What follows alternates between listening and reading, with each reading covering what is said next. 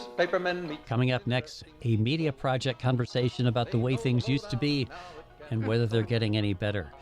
I'm Rex Smith here with Alan Chartock, Ira Fussfeld, and Rosemary Armeo. We'll be talking about whether journalists say they would do it all over again and what the outlook is for the journalism of the future. Join us for that topic and a lot more. It's all coming up on the Media Project. It's next. Such interesting people. They wallow in corruption, crime.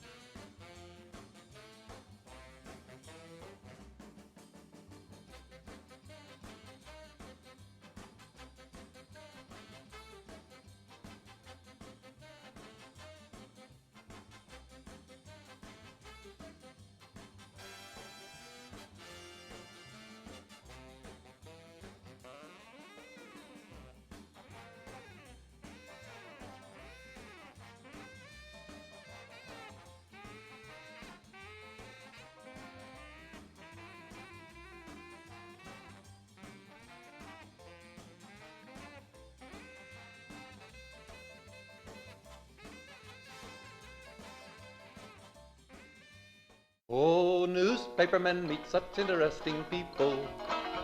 They know the lowdown, now it can be told. I'll tell you quite reliably off the record about some charming people I have known. For I meet politicians and grafters by the score, killers plain and fancy, it's really quite a bore. Oh, newspapermen meet such interesting people. They wallow in corruption, crime, and gore. Ting-a-ling-ling, city desk, full of press, extra, extra, read all about it. It's a mess, meets the test. Oh, newspapermen meet such interesting people. It's wonderful to represent the press. Now The Media Project is a conversation among a bunch of veteran observers of the media and sometimes participants in, and we welcome you to join us for this half hour. I'm Rex Smith, former editor of the Times-Union, the young person in the room here, folks, and I am here with Rosemary Armeo, Ira Fussfeld, and Alan Chartock, who is not the young person in the room. He's not the youngest. Are you doing okay, Alan? I'm concerned about you. Tired. You know, I've been on this program a long time. I don't remember us ever having a conversation. It's just sort of been assorted brickbats. That's a hard thing to say. You deserve a career in radio. Very good. Okay. Actually, Rosemary, I want to start with you today because you have the broadest range of experience, let's say, of the people here. Investigative journalist, former managing editor, investigations editor, et cetera, et cetera. Now, Professor, a new survey of journalists on how you feel about it. A huge survey. 12,000 journalists were surveyed about their work by the Pew Research Center. Actually, I remember I participated in this survey. It finds that they are really aware of the huge problems of journalism. 72% say journalism is struggling. There is even chaos is one of the words that was used. Yet, 77% of journalists who participated in this new study said they would pursue a career in journalism again. Would you? No, I've said that repeatedly. I would not. I went into journalism because I wanted to change the world, and I thought journalism, especially after Watergate, which influenced me, had the potential to do that. If I were going out now, it would be government service, politician, or maybe lawyers.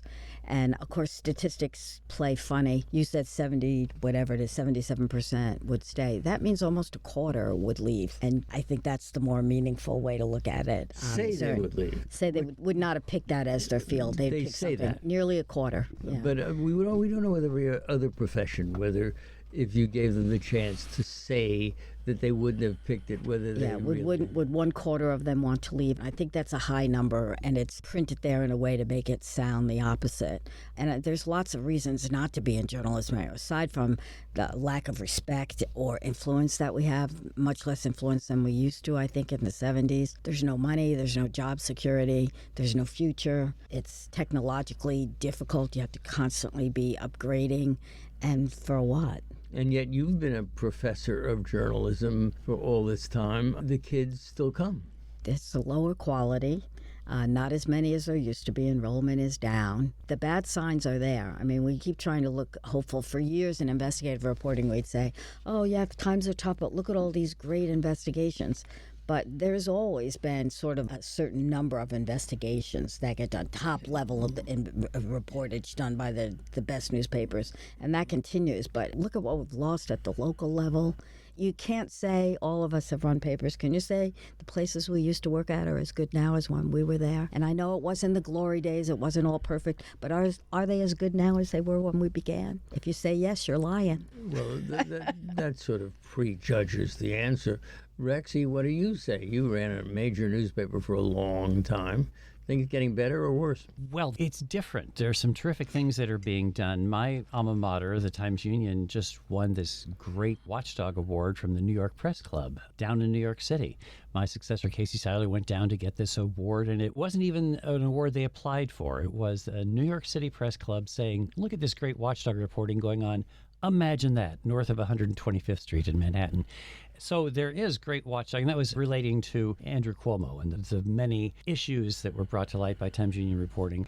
But I guess that's what Rosemary means, that there are great examples of watchdog reporting going on, but in and out of journalism, even the little paper where I was the editor in the 1970s in Rensselaer, Indiana, in this farming community in Jasper County, Indiana, that paper is no longer even a daily. It barely exists. We were not bold, but we were honest truth tellers that community depended upon, and they don't have that anymore. I've had a lot of trouble since I retired from day-to-day newspapering, getting my arms around how people make money. We know that the so-called legacy media, the print media, suffering greatly, dwindling, maybe soon going out of business entirely and be replaced by its digital product. But it seems to me that there are more journalism outlets, there are more news outlets with the internet than ever before. When I see people come on some of these interview shows and they say, here's so-and-so from Vox Media. I have no idea what Vox Media is. I don't read it. I don't know where to find it. I mean, I guess I could find it if I wanted to.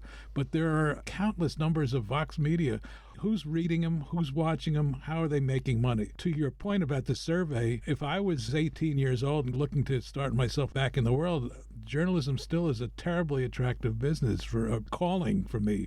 I enjoy the concept of it. I enjoy reporting, telling people what I know, informing people. And ultimately, you have to pay the bills, and that's where it's become very depressing. Again, I'm talking about print. But do you guys regularly read the Daily Beast, the Daily Caller, every one of them? Well, no, not every one of them, but that's the thing. Because of the internet, you're able to get a mass audience big enough to support some of these entities with what seems like to you a small number of people, but there are millions of people who do pay attention to these digital outlets. And also consider the not-for-profit journalism, of which WAMC is a model that has survived for many years. But not-for-profit journalism is a big thrust. You might say that the best journalism in Texas, for example, might be being done by the Texas Tribune, which is a non-profit newsroom that has amassed enough money through donations largely and foundations and the like that it can actually outbid the Houston Chronicle and the Dallas Morning News, the Austin American Statesman, all those papers, and get the best journalists. So that should make us hopeful, no?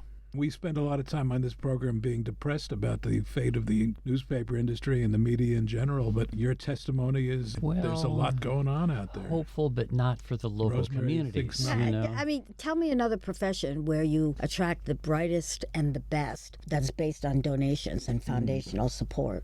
Doesn't exist. Well, public radio. That's what we're talking about. Public radio. Another industry. Nursing, teaching. You have to have a business model. We don't. Churches. I mean, Yeah, they're not in great shape either. They're not in good shape, actually. That's true. They're declining. Who else depends upon most social services? Although the government, this is the difference when you're talking about not-for-profit work that needs to be done that doesn't have an obvious profit motivation. Social services, that's subsidized by the government, which in this country, with the exception of tax breaks for public media, for example, there isn't really a subsidy for journalism, is there?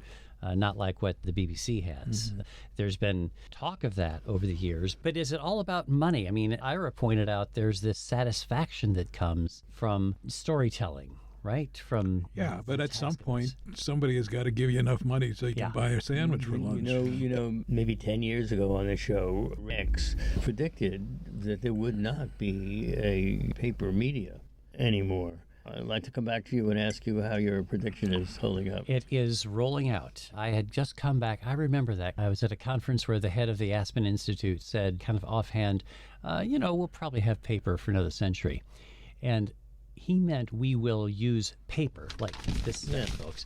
And that he's saying we won't even have. So therefore he was saying don't cling to your newsprint, you newspaper editors. And I took that to heart. I mean, we really started, and now you see it in all the newspapers. You don't pay attention to circulation anymore. There was a story about how newspapers are going to be hurt further than they already are by the rise in newsprint prices as a result Extremely of inflation. important. Well, but it's less important now than it was when you were a publisher. Well, it's less because we use less, Yeah. but now we're going to have to use even less because the prices are going through the roof, and the cost of newsprint is the second most expensive item on your balance sheet other than personnel. I have listened to discussions about the high cost of newsprint since I began as a journalist, and so there's nothing new about that. It's always been super expensive. But let me go a step further. What we're talking about is print dead, and I think the answer is resoundingly yes. We're kicking the corpse now. But is journalism dead? Is journalism dead? On phones or laptops, are young people really engaging in the news? Do they care what happens at a city council meeting? Do they care about the police blotter? There's no newspaper at UAlbany. It's not been replaced by anything electronic. Yes, we College still has no newspaper? No, college has no newspaper. I mean, we read books. Yes, we still have that, and big stories come on TV and are discussed. But is journalism dead? Well, isn't this one of the downsides of the internet revolution? It is the nationalization of the news. The only news that people pay attention to is that at the national Presidential, level yeah. because it's the stuff that is attractive to the most people. And so you're right, you don't have anything as the Daily Freeman, the paper that Ira used to publish, and before that Edit. As its print goes down, as you don't have as many of those print pages, is the digital side able to pick up the slack? Are people paying as much attention? I don't know the answer. to that. I don't know doubt it either because I'm not on the inside anymore. But clearly that's the direction the Daily Freeman and all other papers. I mean, I have wondered aloud. I've talked to Rex off the air about the potential success or lack thereof of a new initiative that the Times Union has taken. And you suggested, I don't think I'm telling tales out of school, that a lot of the success is based on digital. And that's the direction we're going. But I don't know whether it's successful. I just don't know. Yeah, it won't sustain, I don't think, the size of local staffs it used to be. There will be a consolidation. The other thing that I think is really relevant that actually comes out of this Pew study is the clustering of people around like-minded news outlets. Journalists, 3/4 of them say that is a major problem. Another 20% say it's at least a minor problem. U.S. adults, by and large, don't feel it that way. Only less than 40% say it's a major problem. So the notion is we only go to read that media, those media that agree with us. You know, it's so interesting because in my house, I'm an old guy now. Now? Yeah. But when I was a young guy, there were 5, sometimes 6 newspapers read in our house every single day, which had tremendous appeal for different reasons because different newspapers specialized in different things. You don't see it anymore. Among those newspapers, though, the 6 newspapers in your house, Yes. were they ideologically similar, do you think? Well, the New York Post was always it's unbelievable, very liberal. Liberal under Liberal Dorothy in Schiff. those days. The World Telegram and Sun had massive appeal for anybody in education because they had what was called the teacher's page, and everybody bought the World Telegram and Sun. I know my mother did, who was a professional. So there were different reasons. The Herald Tribune, I always felt, was an interesting one in that we got the Herald Tribune delivered with the New York Times every morning at our house. But the Herald Tribune was sort of like a make-believe New York Times, except Right. it had a more of a Republican feeling to it. Well, I knew a lot of people who worked at the Herald Tribune. It died in the 1970s, I believe, and so I knew them many years later. They would take exception to that. They felt that they put out a great newspaper. And interestingly, an international newspaper. Yes. In other words, they tried to fill the gap in by becoming more international, more European in news it covered. By the way, the newspaper you cited, the World Telegram and Sun. That is 3 newspapers consolidated. The death of one cycle of the media into another has been And I going think on before forever. it ultimately died, the Journal American somehow snuck in that group as well. Probably is that so. right? Yeah, I didn't remember and that. the other 2 papers that Alan didn't mention, the Daily News and the Daily Mirror. And it's my recollection the Daily News was considered the more conservative and Yes. sort of out of bounds paper because of the pictures it used, tabloid especially. Daily Mirror was more of a leftist paper. There's nothing like having some old fogies sitting around. I know. This concludes the history of journalism section of the It's like a program. eulogy. Yeah. Oh, you What? know. You're making a face, Rosemary. Yeah, this is the point I tried to make. I think this is all irrelevant to modern audiences. Well, but it gives a, it gives a history. it gives a perspective. What's the as to what perspective? There yeah, used the to be a lot more newspapers and a Yes, lot and more all of voices. them were Now thriving, and all of them had different points of view. But And there wasn't an internet. There wasn't. that's wasn't correct. broadcast the way there is now. Without There a wasn't doubt. cable. Yeah. There's new stuff. We're like a bunch of old railroad guys talking about how great it was. Remember those Pullman? Oh man, I love them. But has the new stuff substituted, Rosemary, for the old stuff? The real question is, are people getting the same? I think the quality of the best journalism now is as good as it's ever been. There just isn't enough of it. There isn't support for it. Data journalism, use of math, social science skills in journalism. And it used to be a bunch of old drunks in the 1930s who would drink hard and go out and touch their sources and write funny stories, which was great, but it isn't great journalism the way we have now. We just don't have enough support for it now. Absolutely. So In do fact, we the or best don't of we- the journalism is better than anything that there ever existed. Exactly. This digital presentation is fabulous. The stuff you can actually show people and the kind of computational skills that journalists have and that they're now being trained in. Even look at the coverage of the war in Ukraine. It's as good as anything Ernie Pyle ever did. It's brave, it's visual, you hear voices, you get people, better than it's ever been. We know how to do journalism. There just is not a market for it anymore, I think. Well, maybe I could take some issue with you, which I always love to do, Rosemary. If, in fact, there isn't a market for it anymore, it does seem to be rather prevalent for something without a market. I mean... Does it? Well, It is in our lives, surely, but is it? Well, I'll only go for my life. Yeah, and I would tend to agree with what you're saying, except with 2 asterisks. One is one of the downsides of the current landscape is that material gets disseminated often, or at least frequently, before it should be disseminated. That stuff gets out on the internet that is premature, has not been vetted entirely, and once it's out there, it spreads farther than it used to be. So I think there's that, and I think that the second point is going to come back to me. But on that point, while Yeah. you're struggling to come up Right. with it, for which we all have sympathy, if it gets out there before, you mean that there aren't enough editors and producers paying attention? No, I think the technology is such that you, perhaps because of what you suggested, but if I write a story and I have my own podcast or my own blog, my own newsletter, it's going out before I've even had a chance to reflect on it. Well, I think there's a Often. difference in the philosophy too. It used to be that everything was perfected and nailed down, and then we on high presented to the public, this is what you should know. Now there's more of a feeling like this is what we know right now. We're looking into this and this, and we'll tell you soon what we have found. And it's completely changed. The story is flipped around. We've made the audience part of the process of gathering the news now. I don't think that's a bad thing.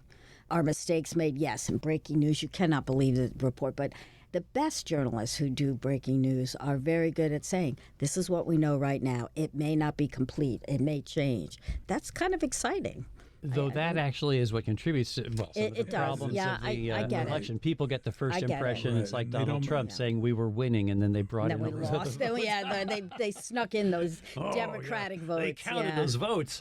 Although we cannot forget the Dewey beats Truman headlines either, so that it could happen in print. It can. It was unusual enough that, that's why we remember it now. Right. Or even 2000, the Gore-Bush debate. was Bush wins, then, no, maybe he doesn't. Gore, that all happened right on deadline. Changed deadline. Yeah. I had 4 different headlines on the front page Yeah. of the Times Union that day. It was really a terrible night. How does that work? Are you at home, Not that night. No, not that night. Not on election night 2000. So what happens when it's really a contentious issue? You have to be at work as an editor. Oh, well, in those days, yes. I mean, Oh my God, nowadays, that was I 23 years ago. We're back in think. history Isn't that again. something? Jeez. Yeah. How was the pizza? Election You're night so means right. pizza. You have to be in the office Election for night was pizza, and at the Times Union it was hat day. Of course, here at WAMC, every day is hat day. Alan's wearing his WAMC hat, and your nice sling around your chin. That's good. Prevent That's myself from getting infected by you guys. wearing it around your chin, Alan, doesn't work. Yes, it does. My theory is that that's where we ingest our poisons in our chins. I think the outro music for this week's program ought to be Benny Goodman or something. Yeah, really. We're back in the. See if David can come up Tommy with that. Dorsey. Let's see. Nothing wrong with Benny Goodman. Right. He's just father's the best favorite. of the newcomers, isn't he? I tell you. But seriously, is journalism dead in the way the classics are? I mean, college education used to be all learning ancient languages and studying the ancient authors. No one even knows them anymore. Have we lost because of that? And are we losing because journalism is going away? And I there's don't no get real the nature replacement. of the question. What are you really asking? Are we completely irrelevant? Isn't good journalism still being taught? I mean, the standards are still there. You aren't teach they? it. About giving the true picture of what lies beyond their own view. And the commitment to the truth and to independence, that stuff is really important for good journalism. I think you should train young people in that. And that's good training even if people don't become journalists. Even as most of your students, you say don't become journalists, they do something else. But that sort of sifted the nature of that kind of thinking is a good thing to teach young people. Do you think that the headwinds that we face now of the fake news allegations or people who are just flat out don't believe what we do, are they significantly worse than, or am I not remembering similar problems when I was a kid? Has newspapers or other media always been faced with that kind of skepticism on the part of the public? It just seems to me it's out of bounds now. Much worse now, but that's in part because people are more suspicious, but also appropriately so.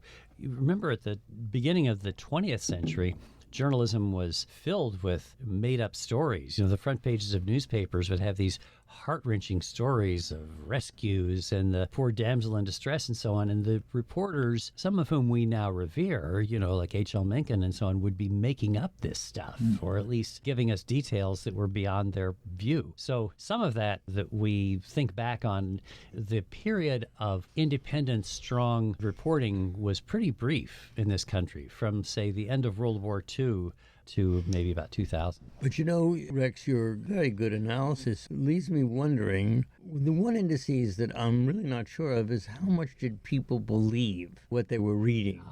In other words, if the Journal American did a story or if the Daily News did a story, there was a wonderful folk song, I think Pete sang it, but I read it in the Daily News. The question for me over the years is, how much have people believed in the product that they're reading? I mean, I think the New York Times always had a huge believability index. I'm not sure whether the Daily News ever did.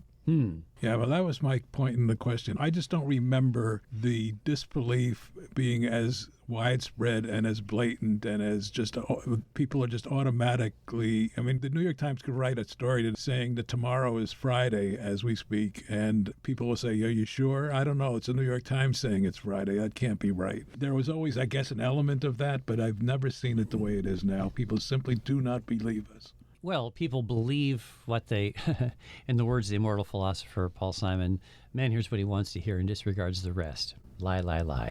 And it's the treatment of journalists themselves, not just their words, that has really changed. Never before have we had police attacking reporters who are just covering the news, or government shooting down reporters because they don't like the coverage they're giving. And that's happening not just in the United States, but globally now. It is not a respect field. We're not even influencers. Kim Kardashian has more influence than we do. You know, going back to the Pew survey, is there a journalist or an entity today that is motivational as was Woodward and Bernstein 50 years ago? It's been said that Woodward and Bernstein spawned a generation of young people who were so impressed by what they did, they wanted to get into the business. Is there a Woodward and Bernstein today? Were there any before them? I don't think so. You know, who inspired Bartlett and journalism? Steele, they did amazing financial and sociological reporting. Subsequently, that was in the 80s. Philadelphia Inquirer, when they won a string of Pulitzers. But in terms of actually inspiring people to journalism, I don't know. There's nothing quite like that, is there? Walter Winchell, H.L. Mencken, they were earlier.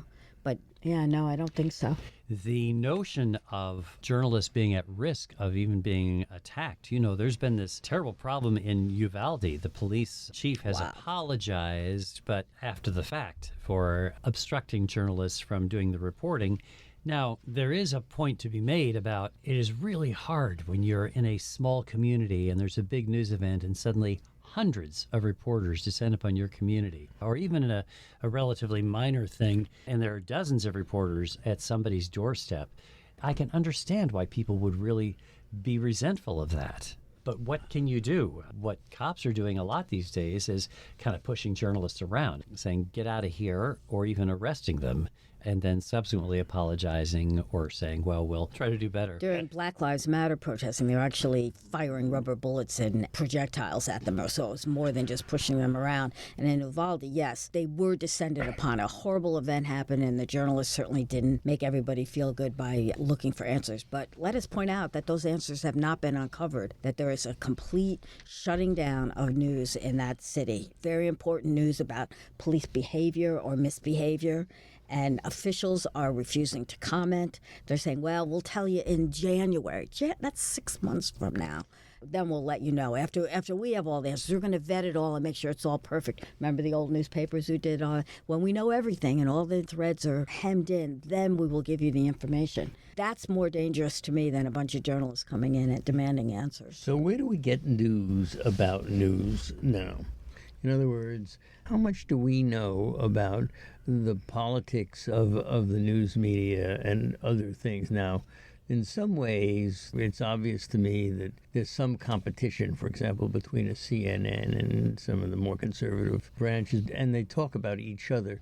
But is there any place that people can go to figure out what's going on? Columbia Journalism Review is excellent. The Poynter Institute, most major media have media reporters in New York Times, the Washington Post, Brian Seltzer on CNN. Mm-hmm. These are all media criticism. There's a whole business of media criticism. Not to mention just the internet, the way that news spreads on the internet. It's easier to get access to critical information about the media now than it ever was before because the internet enables people to get their views out, and it spotlights the failures. Last week, a Washington Post reporter retweeted an objectionable tweet that was sexist, and immediately there is an attack on that sort of thing. They're watching each other. Yeah, everybody watches and pays attention. So there's a lot more transparency in the news media than there's ever been before. We know a lot more about the media than we ever have, and it doesn't all look good.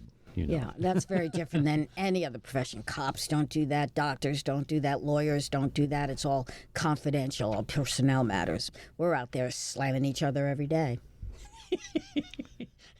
Look at the piece the New York Times did on Tucker Carlson. Yeah, multiple major pieces. Investigation. Yeah, exactly. Analyzing his. Now, we wouldn't call him a journalist, but he's a big media figure with the biggest following in the country of anybody. Well, I don't want to get into this business about who's a journalist and who's not. Well, he's never done any honest reporting. We used to have We used to have one of the most despicable, and you and I both know it, Rex. He wrote for a newspaper, so he would point at everybody else and say, "They're not a real journalist." Well, Tucker Carlson is many things, but journalist he's not. All right, that's all we have time for today. Rex, Isn't let's that go for another something? half See, hour. we had a conversation. Yeah, that was very impressive. At least according to me, the old guy. Ira Fessfeld, longtime publisher, Rosemary Armayo, investigator, Professor Alan Chartock, and I'm editor, what am I, Rex Smith. Thank you for joining us. Thanks to our producer, David Gustina. We'll see you next week once again on The Media Project. Their policy's an acrobatic thing. They claim to represent the common people. It's funny, Wall Street never has complained. Ah, but publishers have worries, for publishers must go to working folks for readers and to big shots for their dough. Now publishers are such interesting people. It could be prostitution, I don't know. Ting-a-ling-a-ling, circulation, ting-a-ling-a-ling, advertising, get those readers, get that payoff. What a headache, what a mess. Oh, publishers are such interesting people. Let's give 3 cheers for freedom of the press.